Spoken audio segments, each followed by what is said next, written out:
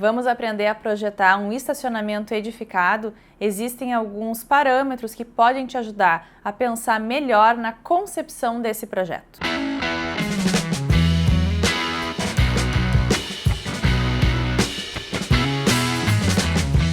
A ideia hoje é a gente falar um pouquinho sobre como funcionam os projetos de estacionamentos e a gente vai começar esse vídeo falando sobre estacionamentos privados, estacionamentos que são fechados e edificados.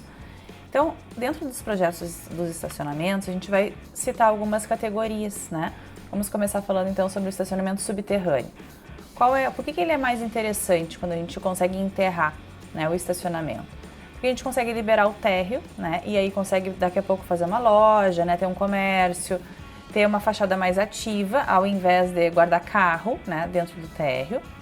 E ele tem menos interferência na paisagem, porque os carros vão estar guardados, né, no nível subterrâneo.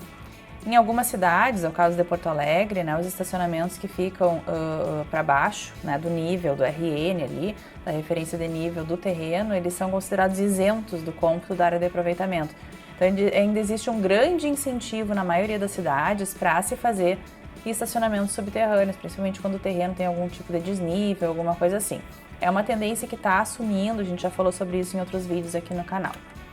Também, né, a gente consegue então ter bastante mais interferência, né, com o pedestre consegue ter mais liberação. Aqui a gente tem um estacionamento todo subterrâneo embaixo de um parque e mesmo sendo um espaço público, né, a gente consegue ter um livre trânsito aí dos pedestres, né. Quando a gente tem o estacionamento semi-enterrado, né, a ideia é usar um pouco a topografia do terreno a favor do projeto.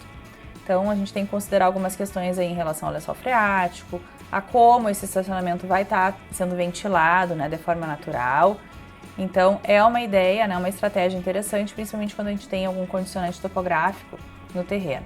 E a gente, né, tem que lidar com isso no projeto, porque a gente vai ter ali as grelhas, né, da ventilação. Às vezes o pessoal faz bancos, né, e consegue esconder isso de alguma maneira dentro do projeto. O estacionamento, então, semi-subterrâneo, a gente vê que o terreno está descendo, né, num desnível no terreno, uma topografia mais inclinada, e muitas vezes a gente consegue conciliar, né, o acesso para não ter rampa, utilizando geralmente esse desnível do terreno para a gente conseguir não ter a rampa. Então, é uma estratégia também que pode ser utilizada para os estacionamentos edificados.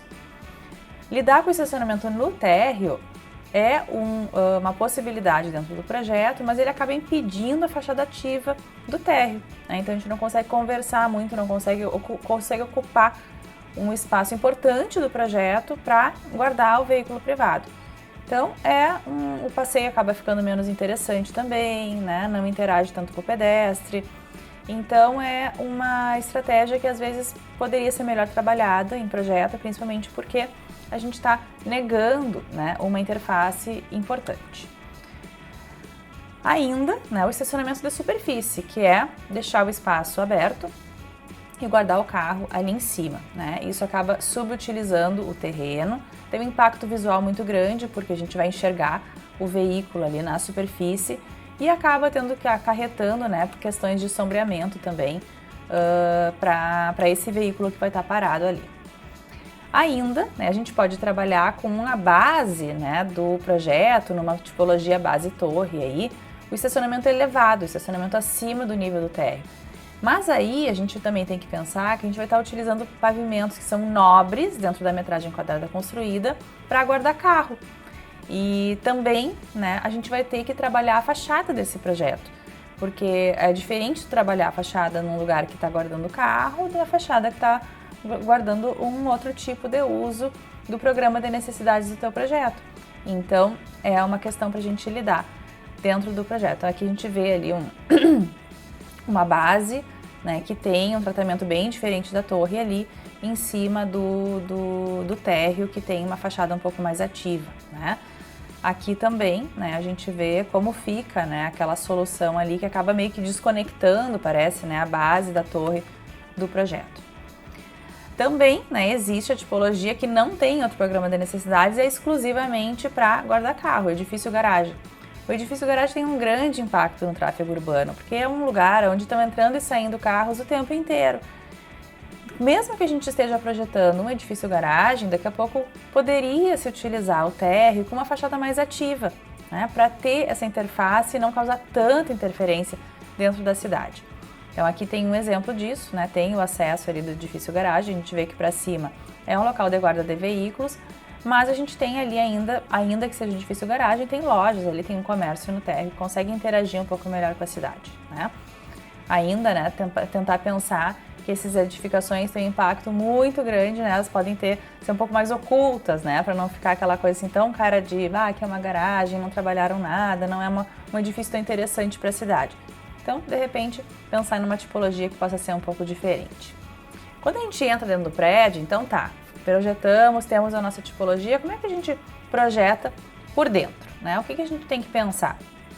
Quando a gente tem o estacionamento está mais oculto, né? A gente tem aqui, então, aqueles níveis ali de interface com o pedestre, né? A gente tem que pensar que o veículo tem que ter espaço, né, para transitar. Para isso, cada cidade tem as suas normas, as suas legislações, geralmente estabelecidas em código de obras, plano diretor, que vão definir aí quais são as larguras, né, para a circulação dos veículos, os padrões para garagens e guardas de veículos.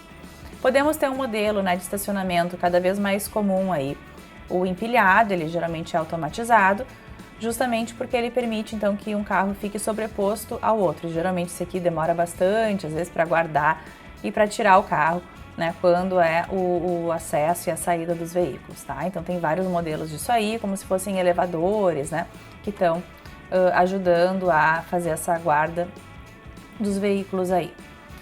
Os acessos também a gente tem que pensar muito na maneira como a gente está acessando. Primeiro, para que seja legível para os motoristas onde que fica a entrada e a saída, para ter menos interferência na paisagem da cidade, para que a gente consiga, como já falamos, né, fachadas ativas, para não oferecer risco a pedestres e ciclistas. Às vezes a gente tem um rebaixo meio fio enorme, né? E também para interferir menos no tráfego de veículos. Também, né, a sinalização de acesso visível, que seja bem integrada a sinalização com a arquitetura do projeto, que se evite entrada muito grande. Quando tiver entrada e saída no mesmo local, separar os vãos para não entrar e sair pelo mesmo lugar. Esse é um grande problema de estacionamentos mais antigos, principalmente. Tentar localizar os acessos em ruas mais secundárias para não interferir tanto no tráfego das vias principais. Prever uma fila de carros que seja interna ao lote, ou seja, o problema do acúmulo de veículos tem que ser resolvido dentro do lote. E também, quando compartilhar o acesso, quem manda é o pedestre, né? Quem está no comando tem que ser o pedestre.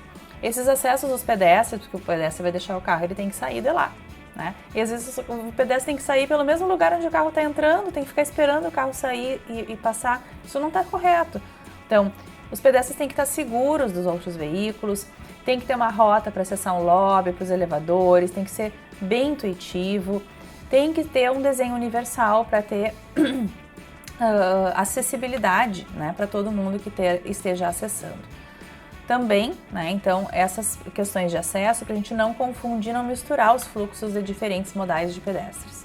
Então, estando bem sinalizado, né, estando bem lógico, né, bem legível, fica muito mais fácil para todo mundo conseguir achar o seu lugar.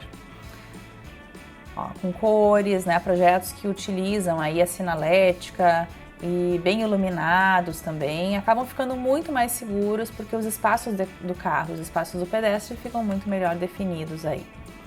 Essa questão dos fluxos internos, né, com a identificação da área, do nível, às vezes as pessoas perdem os seus carros nesses estacionamentos, né, tamanha a massificação e a padronização que eles têm. Então é muito interessante quando os usuários conseguem localizar a entrada e saída, quando a sinalização é legível para os motoristas e para os pedestres.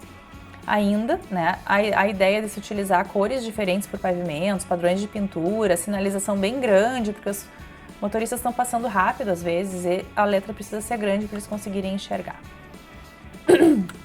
Então aí algumas ideias do que a gente pode fazer. Também é importante, né, a sinalização das vagas que estão disponíveis ou não dentro do estacionamento. Aí a utilização, falando um pouquinho mais do projeto agora, né? O projeto do estacionamento edificado, ele tem uma grande questão, que é a sua estrutura, né? O projeto do estacionamento, ele é definido pela modulação estrutural.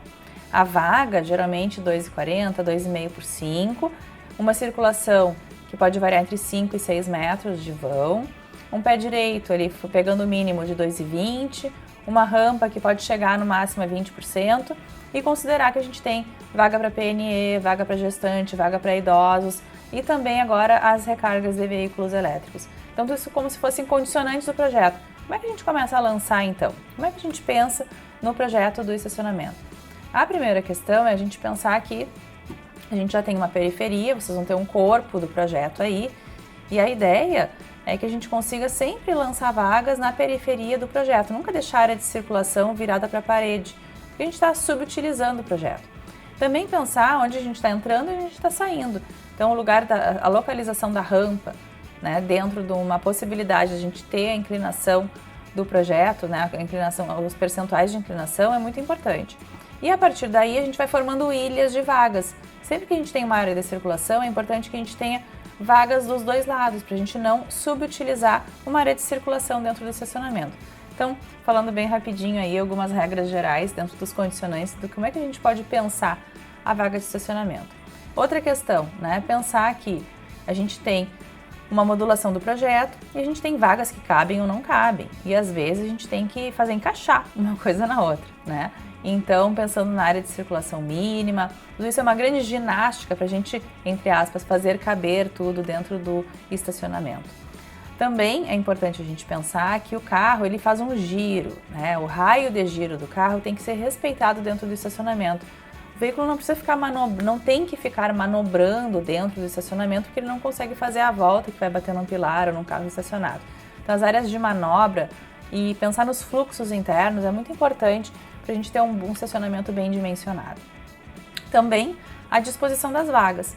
A gente pode ter vagas inclinadas, e aí são os percentuais aí de inclinação que a gente pode ter para cada uma, né? A gente tem vagas em uma direção, em duas direções, 45, 60 e 90 graus. O mais comum é 90 graus, as vagas com menor inclinação acabam tendo